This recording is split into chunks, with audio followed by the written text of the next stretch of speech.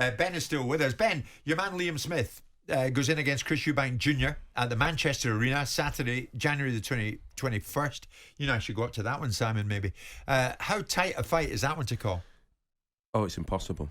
I think anyone that tries to predict it is guessing, because they don't know where Chris is at in his career. He's obviously had Roy Jones now for a couple of fights. Some people haven't been too impressed.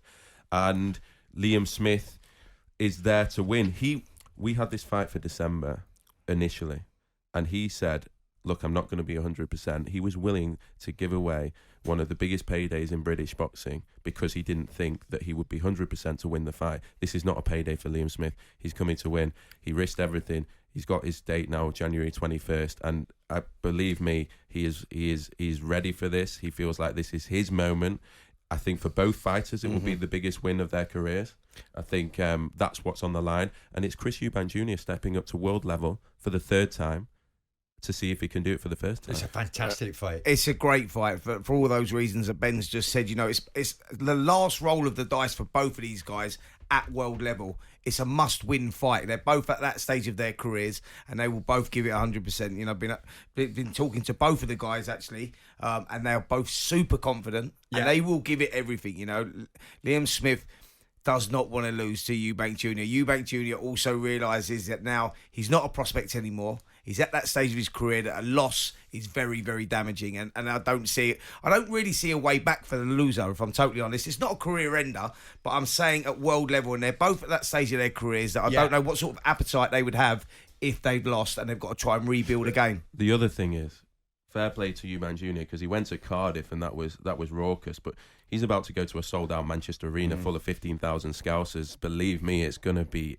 seriously intimidating. He loves doing that, doesn't he? He feeds off that. Yeah. That in itself wets the whistle. Liam Smith going in against Eubank Jr., but the undercard, of course, is extremely attractive as well. Yeah, Riatpour will face his biggest test that he's ever had against Glowacki. Glowacki has had 3 losses to Usyk, Bradis and Okoli. Former 2-time world champion. This guy is a real world level guy. The first one that Rich has been in with. It's the biggest fight of his career. And then we've got Josie Parker returning after the knockout against Joyce, against what has caused divided opinion, hasn't it, Spencer? I think Jack Massey has begged and begged. I know him, he's from Manchester. He wanted to step up to heavyweight and he wanted a big fight. And when he saw this box office come to the arena, he thought, you know what, this is my chance. And he really, really put it on us to give him the Joseph Parker fight.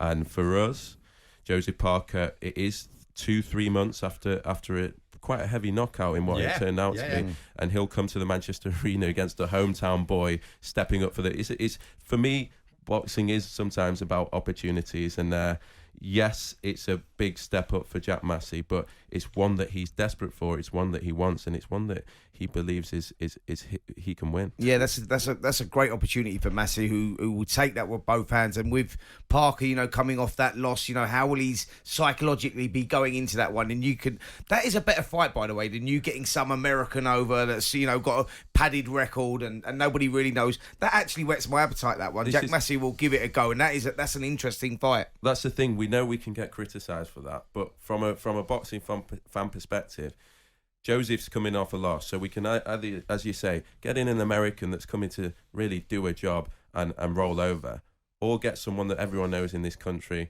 that's in his hometown and that is fighting for his life, and we decided to go with that. Well, I think we'll make a point of trying to get to that as well, Simon. Where's Lawrence Okoli in all of this? We actually just did a deal last night. He's going to fight for his world title against David Light, the unbeaten New Zealander, 20-0, who had a big win against Brandon Glanton in his last fight for the final eliminator. And it's a huge moment for us. We wanted Lawrence on the platform for a long time. The purse bids were due to be today, but we managed to do a deal with both parties last night, and they will fight in March as well. My God, Ben, you've been a busy boy. As well as all that, Clarissa Shields and Savannah Marshall go at it again. St James's Park, right? That's what Savannah wants. I think we would like that as well. But for me, that fight will always be there, and it's still the biggest fight in women's boxing. I want to make sure that Savannah gets 1 or 2 fights back, builds her confidence, gets the rounds in, and then we'll be ready to go. But that rematch is going to happen. Savannah's still very upset with her performance and perhaps what she delivered. And look, she knows more than all of us. She knows how she was feeling that night. She knows what it was like in the ring. Yes, we saw a masterclass from Claressa Shields in one of the biggest nights of women's sport we've ever seen. But we will see that fight again. Has Savannah not said she's reactivated the rematch clause? She has, and she has a rematch clause. When it will be, I can't confirm yet. That's all. That's all all we know we're is saying. it's on. It will happen. It will happen. You're in for some 2023, Mr. Shalom. I mean, by the sounds of it, I mean, the one that gets me, obviously, being Scottish, is Taylor going in against Cantrell again in March in Glasgow. That's massive. Glasgow fight fans, huge. You're kidding me? After what Jim Watt did all these years ago, they love their boxing, as you know. How would you reflect on 2022? What would your proudest moment be? Probably the all-women's night, if I'm honest, just because it had never been done before. We got laughed at when we announced it, told that we wouldn't sell more than 5,000 tickets, told that we were absolutely stupid, almost told that we were disrespecting Shields and Marshall by not putting heavyweight fights on the undercard and giving them that platform.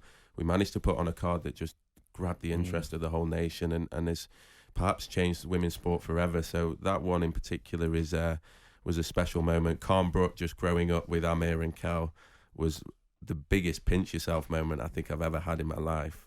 It was ridiculous was the word that was used for that fight night and for the atmosphere that night. And but yeah, I'm proud of my team. It's been a tough year, but very, very intense year, very special year, and one that we'll remember for a long time. Tough year. What was the toughest moment? I think it's the intensity of it. That February, I went from Eubank Williams in Cardiff, and it was like it was intense that night because Eubank going into Cardiff, Claressa Shields, that was where the Savannah Marshall story started, if you remember. The confrontation.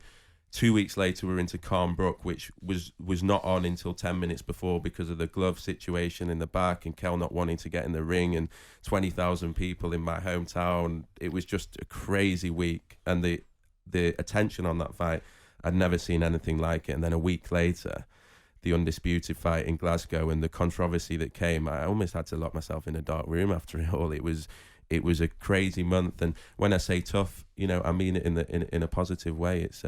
It's been very intense and very grateful to be doing what I'm doing. A lot of people reacting this lunchtime, Ben, to what we've been talking about. A lot of people reacting in a very positive way to Cantrell Taylor. A lot of people getting behind Riakporhe, saying that this could be a big year for him, and also your other fellow, Bellew Smith. I'm seeing one or two, and there's another one coming in. Jim, put it to Ben. I'm not quite getting the appetite for Shields-Marshall rematch. Yep. Shields says this fight fan is quite simply leagues above Marshall. Yeah, but name me bigger fight for Claressa Shields. They're both leagues above anyone else in the division. Right. Leagues and leagues above. And I think...